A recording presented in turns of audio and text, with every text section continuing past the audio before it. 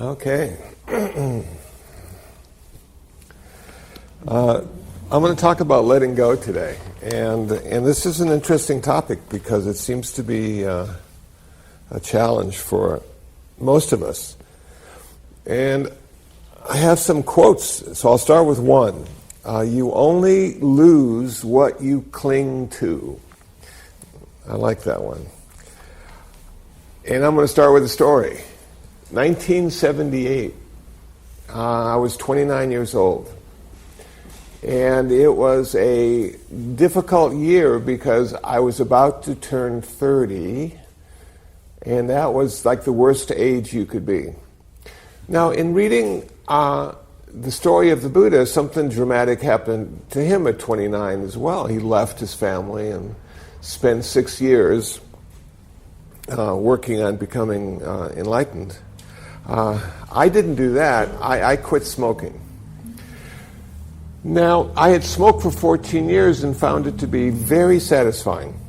And I couldn't really figure out why until I stopped. It's a great habit. It satisfies a lot of the things that habits satisfy. In 1978, they were 55 cents a pack. So you could really smoke a lot and not spend too much money at all. And I just woke up one day and said, I'm going to quit smoking. So it seemed to happen at a more subconscious level than a conscious level. But then I had to deal with the whole physical and emotional challenge of getting rid of this addiction and having to kill the person that smoked in order for the person who didn't smoke to be born. So there was a lot of killing and rebirth in this whole thing. So how did it feel? What did I sense when I quit smoking? You know, I used smoking to celebrate my life. And when I would go to the grocery store to purchase my food, when I got in the parking lot, I would light up a cigarette. And it was a celebration of the event that was about to happen, going into Vons. And you could smoke in the supermarket in those days, you know, and you'd be smoking and you just throw your cigarette butt on the ground and squish it out next to the cantaloupe, you know. And it was just an odd, you know, now we look back and you go, how could that ever be? But that's how it was. And then after I purchased all that I needed to purchase, then I would have another cigarette, celebrating the fact that I had completed the task and done it well. And then I would get in my little car and drive to my little apartment, and when I took all the groceries from the car to the apartment, I would have another cigarette and celebrate the fact that they were now in my apartment. So I would celebrate a few TV shows that evening. and then before I went to sleep, I'd celebrate the fact that I was going to sleep. And I'd end my day with a cigarette. And then I'd wake up in the morning and I'd celebrate the fact that I woke up and have the first cigarette. So you can imagine how eventful my life was and how difficult it was to let all those events, those daily events, go. And what took its place was a process, was a flow. In the old days, you know, go with the flow. And in all these Buddhist texts like Siddhartha, there was like a river or a stream, and the Zen master would come down and look in the water and realize he couldn't put his foot in the same water twice. And then the abbot would come down and say, you couldn't even put your foot in the same water once. And everybody would just look at the water. And so I was looking at the stream of my life for the first time without all the events that I created. Because life has no events. I know it's hard to believe we're getting ready for July 4th, which is like a really big event. And we're going to celebrate by making a lot of noise and drinking. And the fact that we created a nation. And isn't it wonderful? And then everybody wakes up with hangovers the next day. And And in this celebration, we come together as Americans, whatever Americans are. And it's nice. It gives us a community feeling, and it gives us a chance to be connected. And then the next day we go our separate ways. So as I looked at this process that was evolving out of the events of my life, I started to see that there was no beginning and there was no end. And that it was sort of mediocre. It was sort of boring not to have all those events to celebrate, like going to the supermarket. And my physical and emotional response was one of anxiety and anticipation and enthusiasm and excitement. You know, it was just, and I wanted to do something to mark that, and now there was nothing to do. So I had all this energy building up. And it reminded me of later, many years later, as I care for the cats and actually have cared for some of them in their dying process and watched them die, that there's a moment of just this wonderful peace, and then there's these tremors go through this little body. And then finally the last breath is gone. And there's stillness. And as I was looking at the process of letting go of my smoking, I would get into these places of peace, and then these little tremors would come. And the tremors were this guy that was going to die, the smoking guy. He was dying. And these little tremors were just going through my body and through my mind. And I didn't realize at the time, but I really needed to be kind and forgiving, because he didn't want to die. He didn't really even want to come into existence. But at the age of 14, I sort of forced him to come into existence because it was cool to smoke.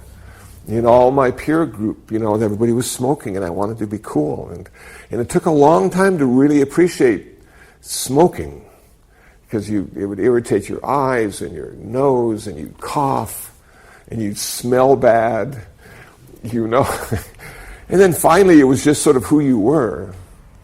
And then it went to, okay, I created you, and now I'm going to destroy you. And I never told him why. But he wouldn't have understood anyway, because I didn't understand that I was dying into somebody new. I was dying into somebody who was going to be 30 and who had no future other than death to look forward to, because people over 30 died quickly, and you couldn't trust them. Never trust anybody over 30. And I was going to be one of those guys you couldn't trust. Now at 66, I don't trust anybody over 85. And if I'm lucky enough to make it there, I'll know why,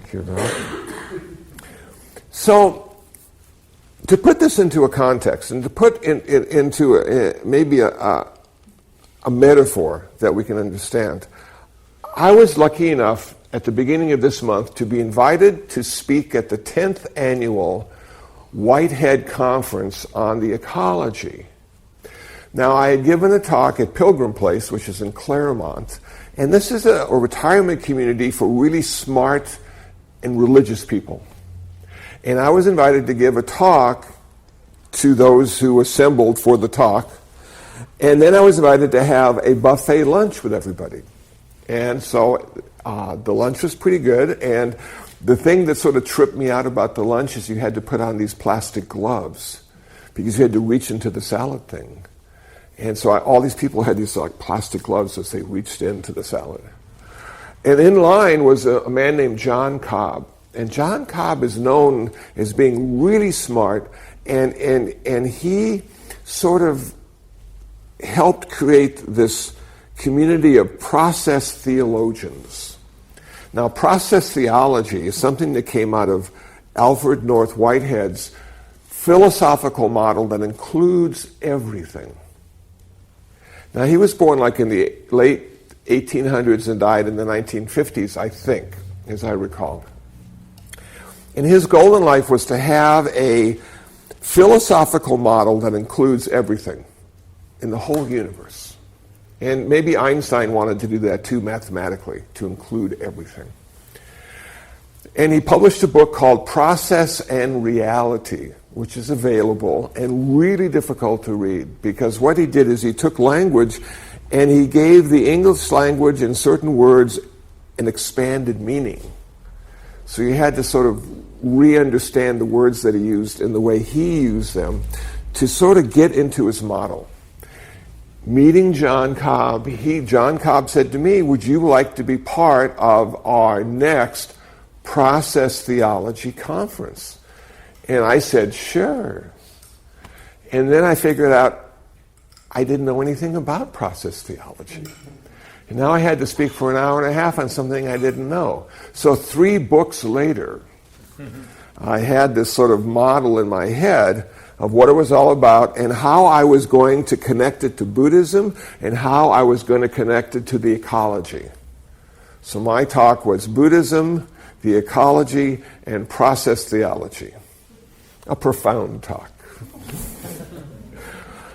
And I thought to myself, okay, and this is the first time they've actually invited Buddhists to have their own section in this conference. So they had various Buddhist speakers to come in, along with all the other speakers, and people from all over the world flew in to Claremont, California to attend the Process Theology Conference. So in the group I spoke to, we had 7. I'm thinking, wow, the Buddha had 5 when he started. I got 7. And so I gave my talk and I recorded it. And because I figured if I only had 7 in real life, I could have much more in virtual life through iTunes podcast. And it sort of turned out to be that way. So a lot of people have heard what I've said. And so let me just fill you in just a smidge on this process theology stuff. Okay, we have process. Wow, that's a good one. The end of the world is coming soon.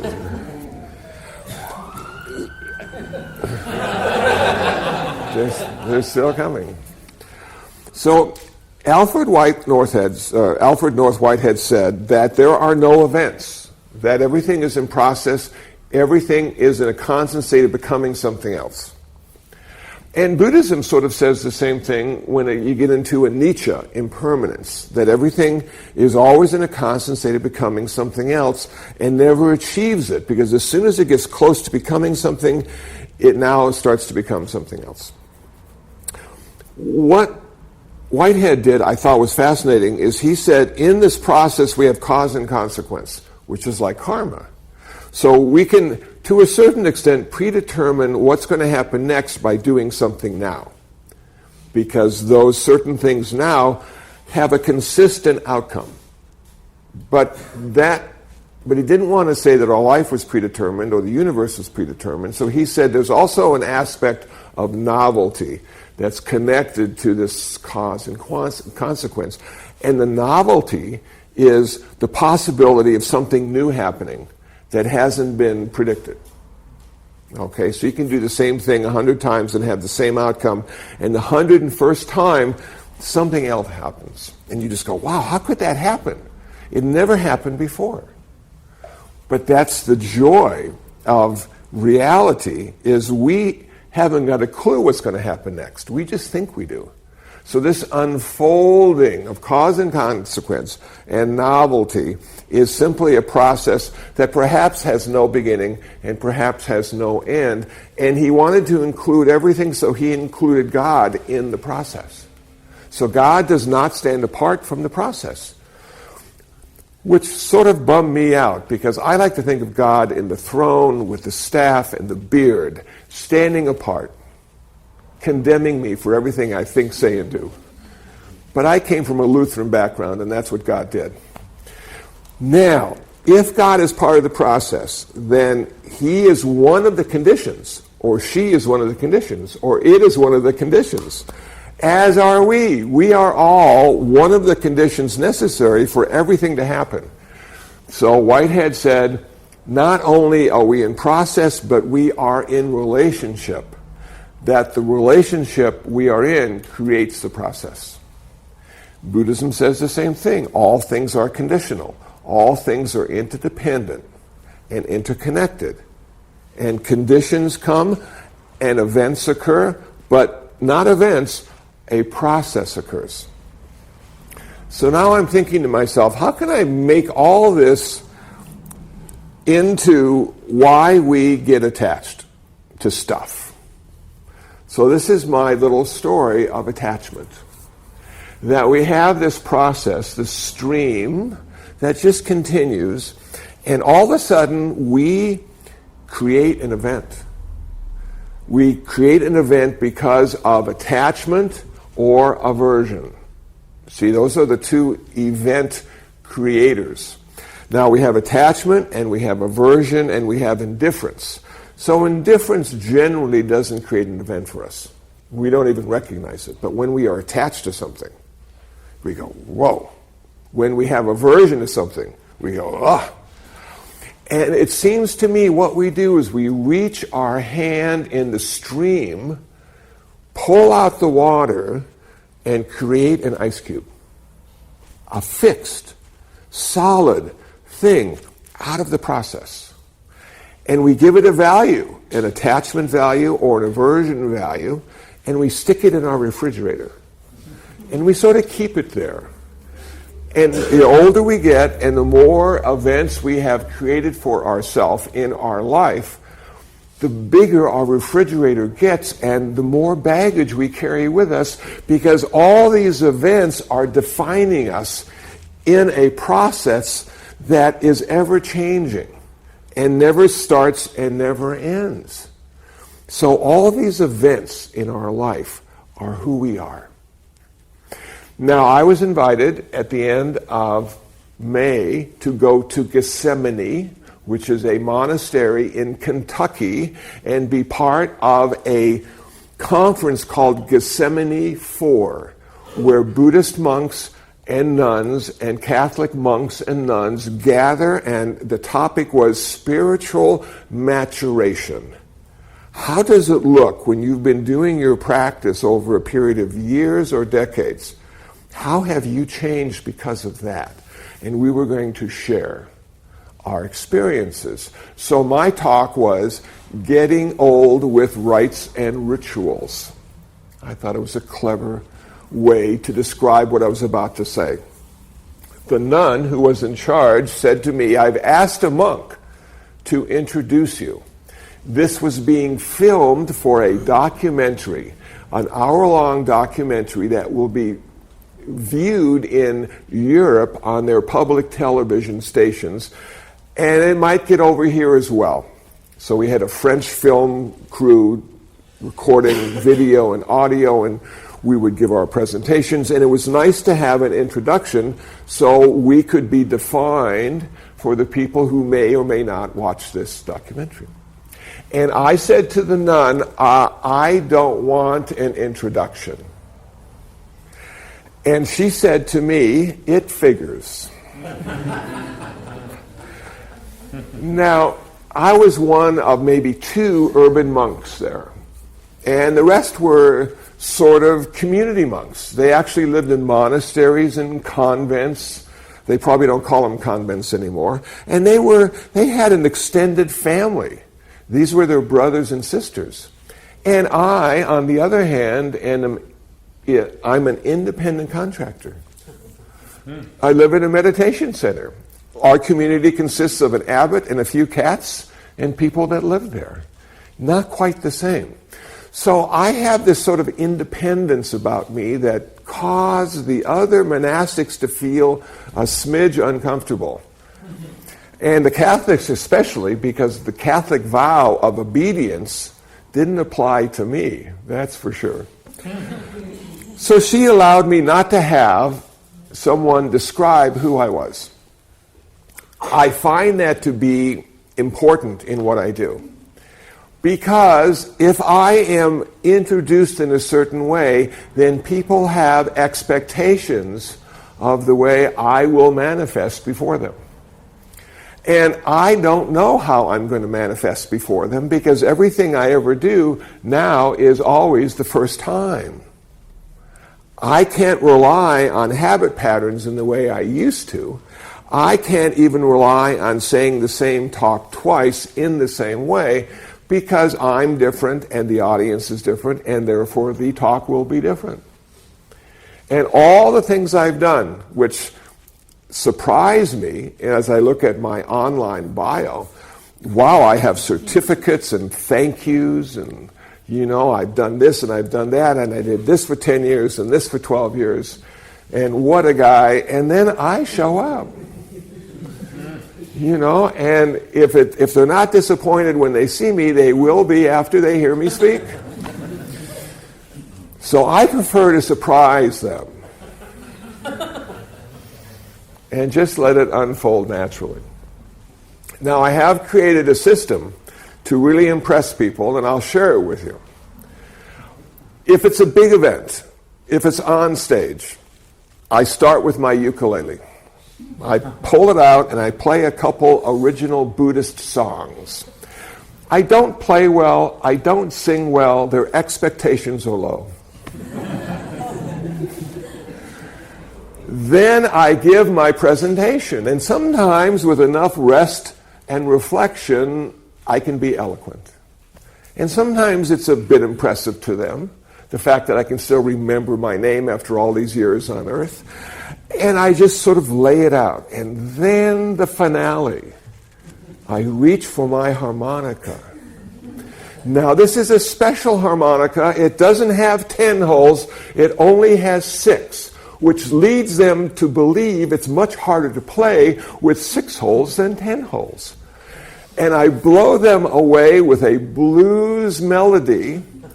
I only know one, but this one is good enough, because it's the only time they're going to hear me play. And then I get the standing ovation. Not because of the ukulele, not because of the Dharma talk, but because I could play a 6-hole harmonica for 2 minutes and sound good. That's how I impress people. And then I leave, and all they talk about is, I didn't know monks played harmonicas.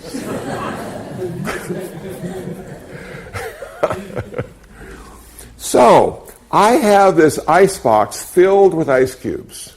We have the red ones and the blue ones, thanks to the matrix. And we have the aversion. We have aversion and we have attachment. So, when I turned 29, I wanted to get rid of one of those attachments. How do you do it? How do you get rid of those ice cubes? And I thought to myself, in putting together this talk, what you do is you bring the ice cube outside so the sun can shine on it and melt it. And so the metaphor of the sun shining on the ice cube could be, I'm going to let my awareness shine on my attachment or aversion without any kind of critical analysis. And I am going to be patient as I focus my awareness, because I don't know how much time it will take for the ice cube to melt, simply because of the awareness. Patience. Patience is a virtue, seldom found in men, never found in cats. We don't know how long it's going to take. I just watch it. And now my physical self is going through all sorts of gyrations because it's getting rid of the chemical addiction, and it's also dying. And then there's the emotional self that was created by me, and now I'm going to have to kill it so I can be the next person, the person who doesn't smoke. Finally, my patience turns into acceptance. That I'm able to accept the fact that I was a smoker, past tense. And that I will always be a smoker at some level. That even years later, this desire arises. It's a fascinating thing. If they're not smoking since 1978, I still have the desire sometimes to smoke. But it only lasts for just a moment. It's like a puff of smoke. What I need to do at that moment, though, is focus my awareness on that desire. Because I have found in my life, I am most susceptible when it fools me or sneaks up on me and attacks me, these desires. So if I'm healthy, if I've had enough sleep, if I have my awareness in place, it arises, I look at it, and I smile. And I say, my old friend smoking, how are you? And it goes away. The first year it took days to go away. The second year it took hours to go away. Now it just takes moments to go away. So letting go for me was an entire process of mind and body using focus and patience to simply watch this arise and not identify it as me arising, but simply identifying it as the process arising. Okay, so this is a dramatic example of letting go, but there are all sorts of things. Now, there was a TV show called What's My Line? And it's on again. And there was this fellow, and his name will come to me, that just fascinated me. I just couldn't figure out what he did, why he's on the panel, why he was so clever. And so I went online, and of course now with Google, all you have to do is, Google the name, and bang. And then I went on YouTube and saw some interviews of him later on in life. And the only thing he ever talked about in every interview on every channel that he found himself on was his ex-wife. And how bad she was. And how she was going after his money. And she would go after him even after he was dead to get every penny she could. And he could not let go. It ruined his life. My father would talk about my mother in somewhat the same way. The man's name was Henry Morgan, just came up. Probably before everybody's time. But my father would talk about my mother in just terrible ways. He could not let her go. They had been divorced for years. Couldn't find the focus or the awareness or the sunlight to go to the next place in his life. And I think that's what Buddhism has really done for me. It has allowed me to talk and understand the idea of vertical schizophrenia. Now, I talked about this before. I'll just talk about it quickly again. Ram Dass, in one of his best talks, talked about himself suffering from vertical schizophrenia. And as Richard Alpert, he was a psychologist and a professor at Harvard University, and they were doing research with LSD, and he got fired, and he went to India, and he found a guru, and he became Ram Dass. Great spiritual teacher. But sometimes he found himself a little bit feisty. And he would invite people up to his room to look at his spiritual paintings, you see. And he realized it wasn't Ram Dass who was inviting these people up to his room to look at the spiritual paintings.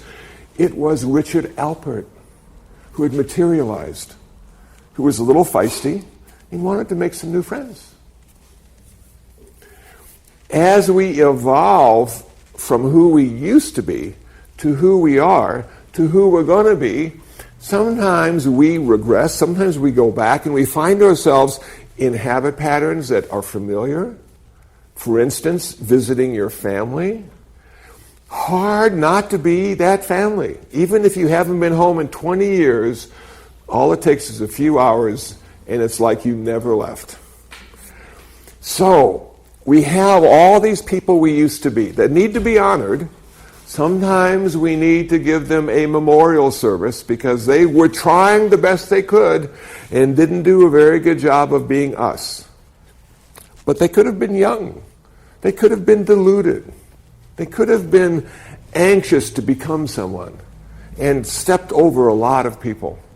And only with hindsight and wisdom do we see that that person did the best they could at that time, and we are so happy they are no longer on earth.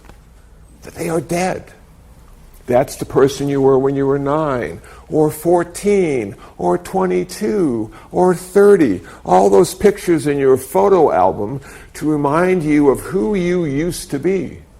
And now we're in the present moment, and we are nobody because we are becoming the next person we're going to be. See, we're not anybody right now, which gives us a whole lot of freedom because everything is a potential. We can be anything we want to be as long as we are not defined in a specific way. So I gave a talk, a keynote address at a graduation last month, my first invitation. It was to 8th graders who were going to high school.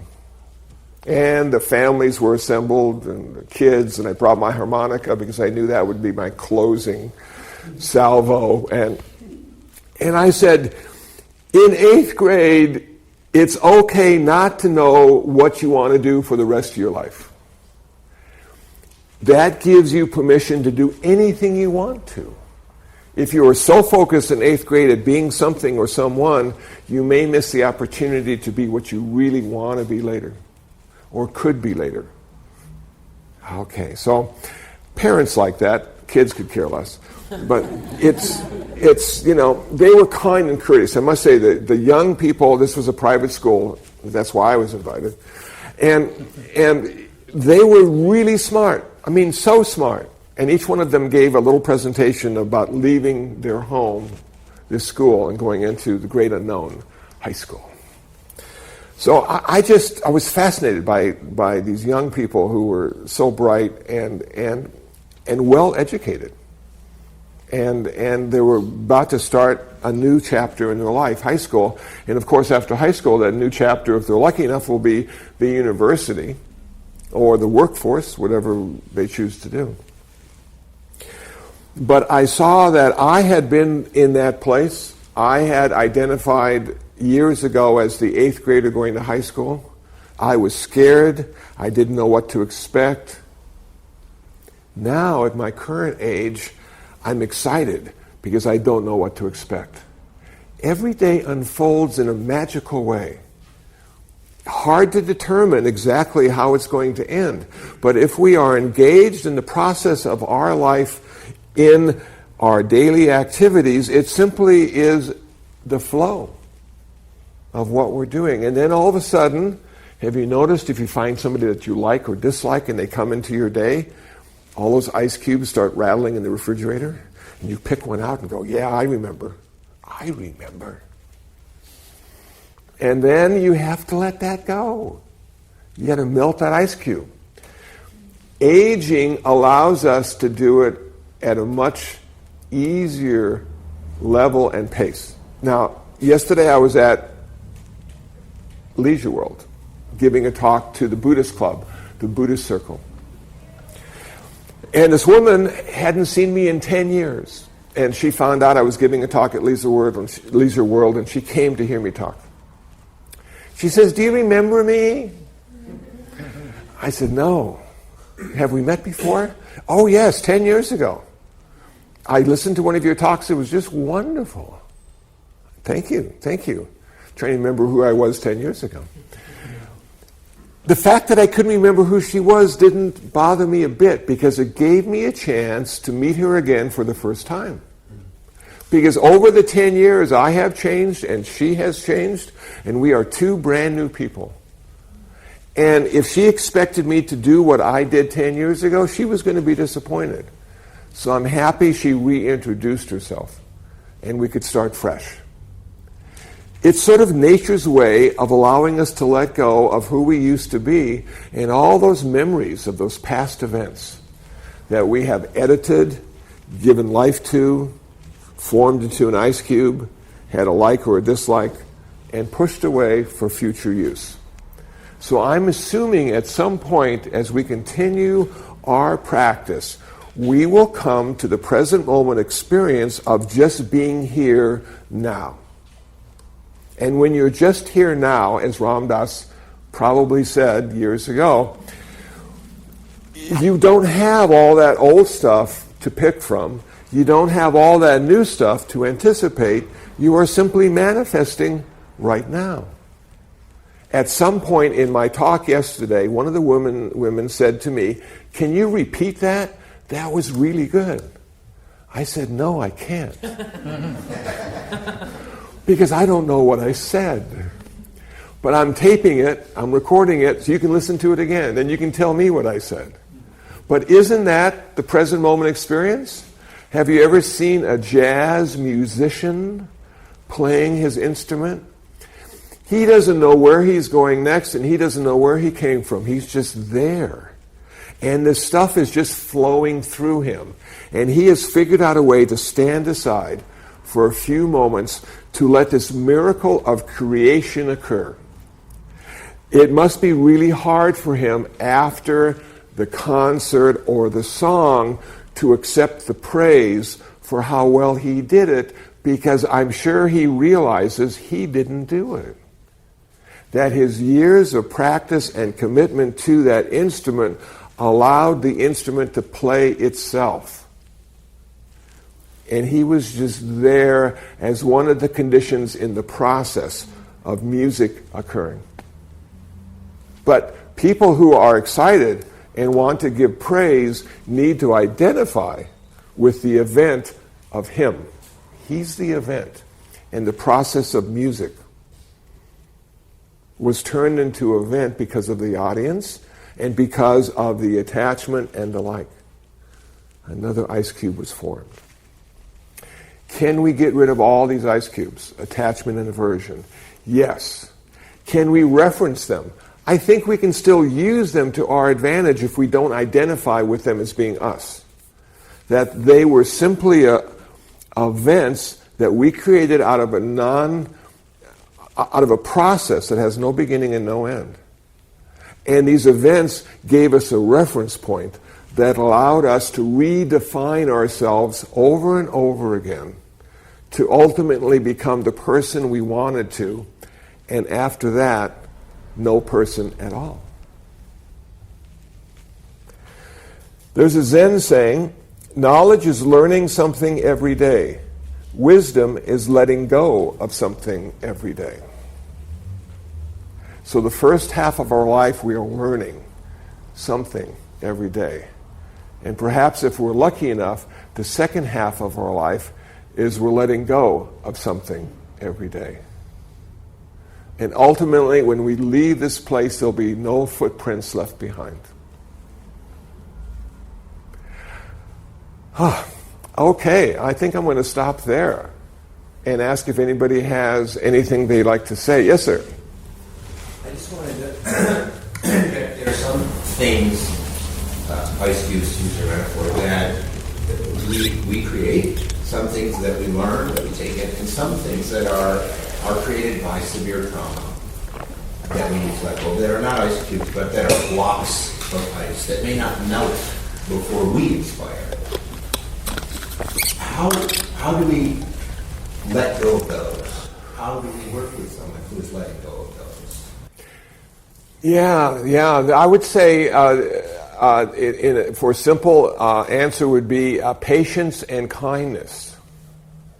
That we really need to be kind with ourselves because we don't know who we are, ever. We think we do, and that idea of who we are is oftentimes reinforced by family and friends. But if you take 10 people and put them in front of an event, each one will have a different take on that event. We have our own world located deep inside of us. The Buddha said, this entire world, and he's not speaking about just us, but everything in this world exists in this fathom-long body. This fathom-long body. Everything in the world exists inside of us. So, trauma, absolutely. You feel, at least I feel sorry for all those guys who joined the National Guard to help and serve and protect their community and ended up in Iraq or Afghanistan for 2 years. And they come back and they were just, accountants with a family, and they come back and now the rest of their life, that stuff is going to be rattling through their head and creating emotions they can not control. How do you get past that? I think the idea is, again, in an overly simplistic way, is to kill the person in the same way I killed the smoker and gave birth to the non-smoker. We have to kill them. We have to give a memorial service to them. We have to say they did the best they could. But something else will come out of that. And it may not be totally healed or whole, but it may give us a chance now to work on that person. And then we kill that person metaphorically, and the next person comes. And we may not have enough people left in our life to fully get rid of all those blocks, if you will. If we start at 20, we may have a lot of years ahead of us. If we start at 65, 70, how many good years do we have to get rid of all those people? The Buddha and Buddhist teachers oftentimes encourage, anybody who hears the Dharma, start today practicing. Don't wait until you're in the hospital, in that bed, before you get your first practice session in. You're not going to have enough time. It takes time to do all this stuff. If you recognize the fact now, in your youth, 20s and 30s, or 40s, or 50s, you still got enough time. You still got enough time to make a difference. So it's metaphorically killing the person and giving rebirth to the next person over and over and over again. Always in a constant state of becoming that person, that next person. We're not sure if it's going to be a better person or a worse person. That's weird too. And in karma, Buddhism talks about all those people we've used to be, all those people we've killed and slaughtered and were unkind to, and now we're reborn, and we can't remember any of that bad stuff. And in this life, we've been really, really good. And yet nothing goes the right way for us, and we have a terrible life. So there's no guarantee that the person you kill is going to be worse than the person that's reborn. And that's the chance we take. So how can we hedge our bets? How can we make it better for us? This is going to sound really strange to a secular Buddhist, but the 5 precepts is where it all starts. You get those 5 precepts, you look at not killing, not stealing, no sexual misconduct, no lying, no consuming intoxicants. You start there. That builds merit. Merit because now you're creating someone in a community that's beneficial and reduces suffering rather than increases suffering.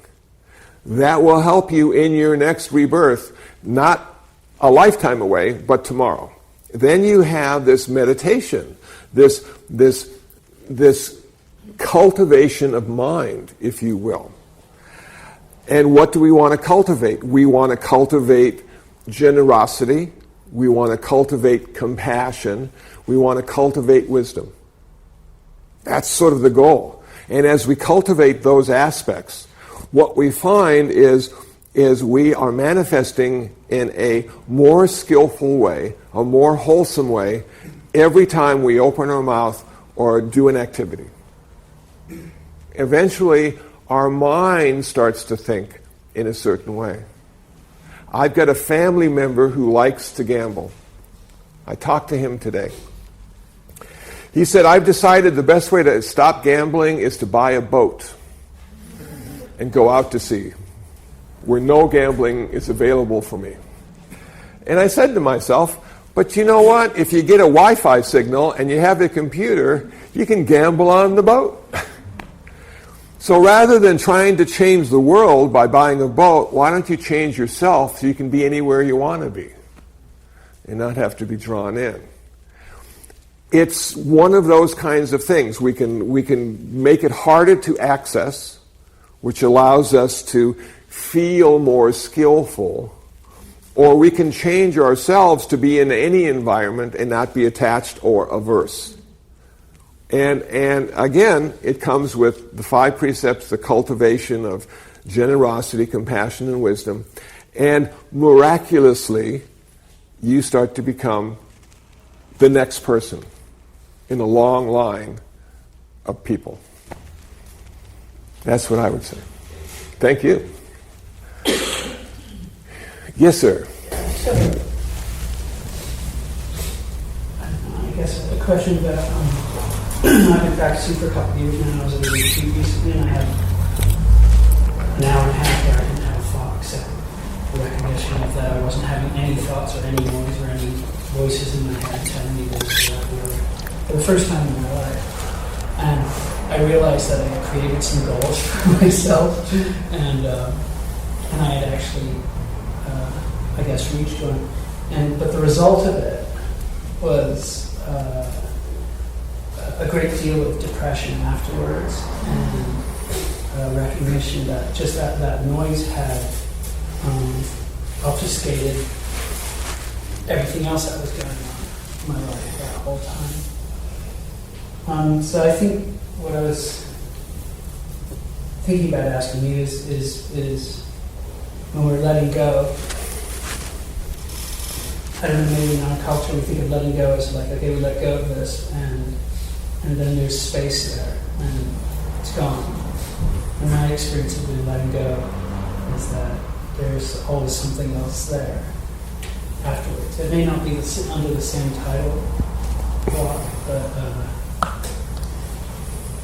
I'm just wondering if that's your experience. I think that's called life. There's always something next, until we die, and there's probably always something next after death as well. What you said I really like about the fact that you make these goals, but the person making the goal will not be the one who achieves them. Right. So you've got that disconnect between those, and then how many people in between, before the final person reaches that goal. And then the goal itself is an illusion because it's just another step in becoming something else. So the event never takes shape, it never forms in any satisfying way. And I think that's what happens to a lot of people who have really focused on success and look at money as being the measure of success, and they get all the money and they never have enough money. You would think $1 million, $2 million, if I had that would be enough money for me. But it seems that if that's your goal, to be successful and to have money, you never have enough. So there's a certain sense of discontent in that model, of wanting to be somebody or something else, rather than coming to this present moment and saying, this is what I have to work with. And all the voices in my head right now are happening because of past or future, but not because of right now. This is fertile ground to create the next event in my life. And that event is just a continuation of the process we call our life. Yeah. Yeah, I think I realized when I got to that point where it was, okay, I have this hour and a half of not thinking about it, the recognition of not really having that noise in my head, that it immediately became something else. Was it immediately supplanted by, oh, well, this is the next year? Yeah. And then we die. That's human life, I suppose. Cats maybe go through a similar, but not as sophisticated, and dogs maybe less than cats. Just because dogs seem more simple than cats, but it's just so fascinating how our culture sets us up for failure. Because, go to school, get a good education, get a good job, have a great relationship, you'll be happy. And blah. So the family member I talked to, I said to him, well, the reason you're probably gambling and maybe drinking a little bit too much is because you're seeking happiness. And it makes them happy, but there's a really big payback to have your happiness created in that way. And maybe we can, fine-tune it. I just posted an article on my Facebook page that a lot of people talked about, and the part of the article that I liked, nobody seemed to say anything about. And the part was that meditation doesn't generally lead to happiness. It leads to peace, which some people think is happiness flatlined. And so I'm thinking to myself, in selling retreats and selling techniques, in selling Buddhist meditation, we say if you really want to be happy, this is the way to do it without money or drugs. and all you have to do is go on retreat and you'll be happy. The retreats I've gone on, I have been the most unhappy because all this stuff at a subconscious level becomes available to me. And I realize for the first time exactly how screwed up I am. And now I've got weeks and weeks of sorting and filtering and making sense of it and rationalizing before I come to the place where I was before I went on the retreat. After years of that purging, it really is a purging, and bringing all this stuff into the light of day, I realize I have a greater level of acceptance with myself than I ever have had before. But it didn't come out of being happy. It came out of being frustrated and not knowing and feeling almost victimized by my mind and looking at my mind as the problem. But it's not a problem or a solution. It's a function. It's a function that occurs when you have a body, and we have a human view of the world that allows us to feel certain things in certain ways that no other animal can feel. And with that comes the responsibility of seeking good mental health. But nothing in our culture seems to point us in the direction of good mental health. It seems to point us in the direction of more desire, more craving, more ways to satisfy it by brand new companies that are rising all over the globe, who feel sorry for us because we're suffering in so many ways and make all these wonderful products available so we will end our suffering in a commercial way. How wonderful. And if we can turn off a few of the screens, if we can watch a little less TV, what we start to see is our life is pretty special without all that stimulus. And it is a miracle that we are all still here. You may not think about it, but last year they had 20,000 hit and runs in Los Angeles. 20,000. We were not one of those 20,000. How lucky are we? We should give praise every day, thankful that we are still here and have the opportunity to become someone else over and over and over again. And then, being a Buddhist, when we finally do die, we get to come back again. Aren't we lucky? And go through the whole process one more time. So, the voices in the head, I have those too sometimes, and I listen to them less and less. They're just sort of telling me what they'd like me to do, maybe what I should do, what they think, is important. And if I can just have this choiceless awareness of the situation I find myself in, oftentimes the correct response arises. Not the correct reaction, because that comes from a habitual pattern that's been in place for a long time. But the correct response coming out of the present moment experience of my life. And who's doing that? I don't know. But I don't think I need to know, as long as it's based in generosity, compassion, and wisdom. Thank you. And with that, I think we'll call it a day, a quick loving kindness meditation for all the people in our life, in our community who are suffering today, which is everybody.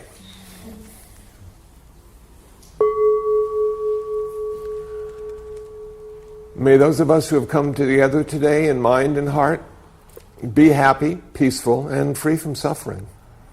May no harm come to us. May no difficulties come to us. May no problems come to us. May we always find fulfillment.